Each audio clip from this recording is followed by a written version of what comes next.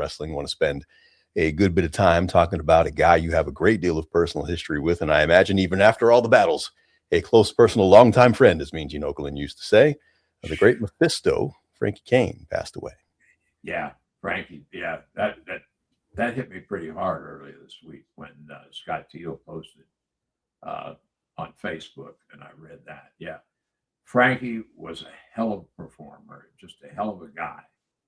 Uh, a little quick thing, a little bit about Frankie's.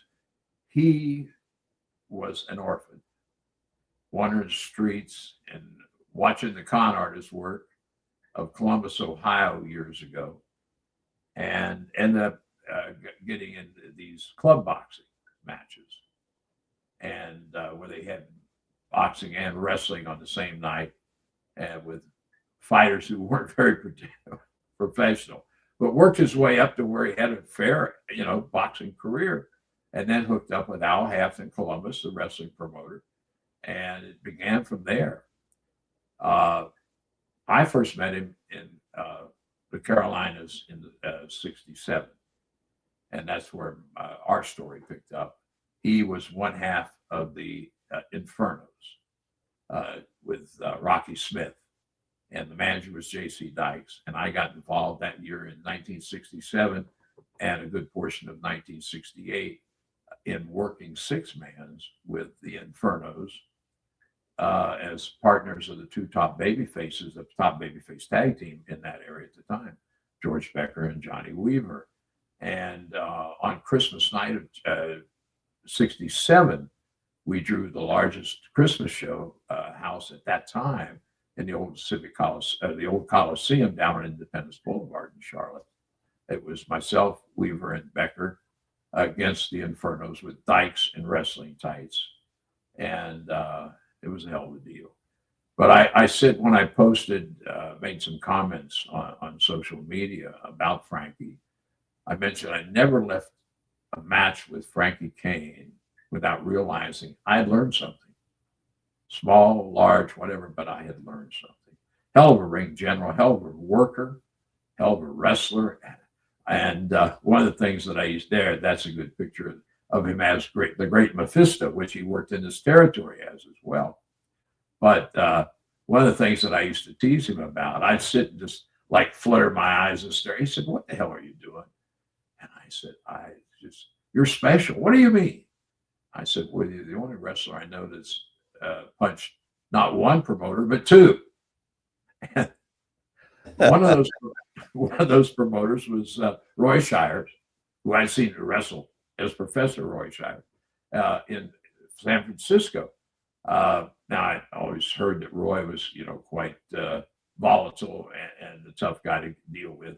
I met him once at an NWA convention in Vegas, and he was quite friendly and everything, but that was a whole different story. But anyway, I can't remember for the life of me who these other promoter was that had Frankie decked, but somebody anyway. So yes. So anyway, Frankie became a friend. A funny story about our time there in the Carolinas. Frank had gone in the office, and Jim Crockett Sr. was still the boss man, of course, at this time. And Frankie talked about after our record house on Christmas night in '67 had mentioned Mr. Crockett. He said, "You got your rebel without a cause." And Mr. Crockett said, "What are you talking about?" "Well, you're James Dean." Mr. Crockett said, "Who's James Dean?" He said, "You don't know who James Dean is?" And for those who don't, was a hell of a movie stars, matinee idol with the ladies, right? But an action guy if you were a young guy. And so anyway, I said, "Well, so what?" He said, "I just shut my mouth and went on." So I said, "Damn, it's a shame he wasn't a movie fan. We had done more business." But and one other quick story about the Infernos. I'm trying to think. It was a small town. We were in their recreational building, basketball floor, which is important in this story. And Dykes and the Infernos against Rudy Kay and myself. The referee was Tony Romano, actually a wrestler as well. So anyway, we won the first fall. They were going to give us the first fall. And they were the hot heel team at the time in the territory. And then they were going to beat us to second and third falls. Realized back then most of your matches, especially your main events, even in a small town, was 2 out of 3 falls. So after the first fall, I beat Frankie in the first fall. And so while we're waiting, they're giving us a break between the falls. JC had been sitting in a folding chair, out in their, on the gym floor in their corner. And of course, JC was in the ring with his wrestlers during the intermission, the break between falls. This guy comes, pretty good sized guy, gets up about 6 rows back in the aisle, walks down very quietly, no expression, and picks up the folding chair and walks back up the aisle and sits down in his aisle seat. I'm thinking, I said to Rudy, did you see that? He said, yeah. So anyway, long story short, we get ready to start the fall. Romanos, sends JC and tells, supposed to be Frankie and I starting the fall because I defeated him in the first fall. So anyway, JC gets out of the ring and looks for his chair. And as he's looking around, this guy holds the chair up like he's seated in his seat. He's out and kind of shakes the chair like this. JC wore tuxedos. And again, this is important. He wore what they call them, the dance pumps or the leather soled, the shoes, leather soles. Anyway, JC walks down there very calmly. To this day, I don't know what the conversation they had, but he held his hand out, and the guy kind of held the chair out. JC grabs a chair, and as he starts to take, the guy yanks the chair. Down goes JC Dykes, and all of a sudden, we got a problem. So, of course, once Frankie and Rocky see what's going on, they try to get out of the ring, and they cannot. The knives came out. A couple of fans came up with switchblades. So it falls on Rudy Cain and Les Thatcher to save JC Dykes' butt, basically. So we head back there, and by the time we get to it, Rudy got under his armpits, and now he's trying. And the reason I mentioned the dance pumps of the shoes with the leather soles, we're on a basketball floor, and it's like being on ice. He's trying to get traction. I'm leaning over, trying to get his feet under him so we can move him out of this crowd. And somebody comes flying over my shoulder, and I thought, my God, we're all going to go down here. We finally got him back to their locker room, kicked the door open, but virtually threw him in there, pulled the door shut. As we're headed back to the ring, one of the local cops went, he said, he's okay. Local cops didn't like to be at wrestling matches, especially if they had to pull one of the local people off a heel or something, because it left them with he helped the bad guy type of thing. So before we head back to the ring, Rudy said, don't let him out of there, and don't let anybody but another wrestler in there. Boom, we head back to the ring. By the time we get to the ring, Tony Romano is on the floor pulling guys off the apron, fans off the apron. And Rocky and Frankie are underhooked that top rope and kicking at these people to keep them out of the ring. Rudy and I roll in. Tony follows us right in, calls for the bell right away to get this thing going.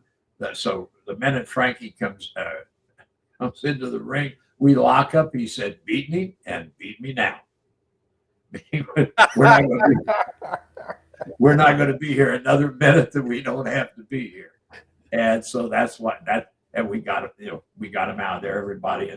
But the next day, JC called both Rudy and I, and he said, man, when I looked up and saw you guys, I realized the cavalry had arrived. He said, you sure saved my ass last time.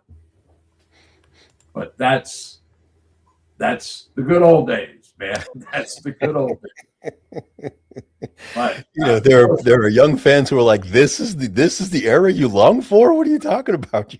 They could have been killed. It's, and that's not the only ride I've ever been in, but that's the only one we're going to talk about now, right? And everybody always said, "Well, you're a good guy." I said, "Yeah, but we had our back to the idiots trying to get to this guy, the heels, right?" So yeah. Anyway, Frankie was special. He just was. He worked this territory here in Knoxville as Mephisto, and just an extremely talented guy. Scott Teal has done 2 books with Frankie, to cover his entire career. Frankie was 93, by the way, when he passed away. And I thought, damn, somebody in this business is older than me. That's clever. But yeah, just a great guy, a talented performer, and a tough SOB if need to be, obviously. I miss him so. I do. I learned from him. He was respectful, friendly, helpful, and just a super person. And damn, it's just when I think I'm done crying for a while, I get, man, I start looking at some of these cards from the old days that fans have posted on Facebook and look at, and I'll think myself and maybe one other guy are the only 2 still alive. And I'm making a joke out of it now, but it's kind of like going to the butcher shop and taking a number, isn't it? I mean, it's just a matter when your number gets called. And I thought mine was the Saturday before the Thanksgiving this past year, believe it or not, with the stroke thing. So, but yeah, great guy, great memories. Frankie Cain, a hell of a professional and a hell of a human being. And our condolences to his family, to his friends, and all the wrestling fans who enjoyed the Infernos and the Great Mephisto. So God bless you, Frank. Yeah, we've got more on Frankie Cain's life and times in the Observer this week, but I just wanted to make mention of a couple of things here before we move on to WWE, Les, that Dave mentioned a few days ago on the website when the news came down about Frankie. Talked about the incident you referenced with Roy Shire out there as he was a top star, and they were trying to, of course, Mr. Shire was trying to have him blackballed after he left the territory, but Frankie was too big a star. There was always going to be someone who had work for him. But as a booker, Dave referenced that not only did he start Paul Bearer in the business, Frankie was the first one who put Michael Hayes and Terry Gordy, the Freebirds, together as a tag team.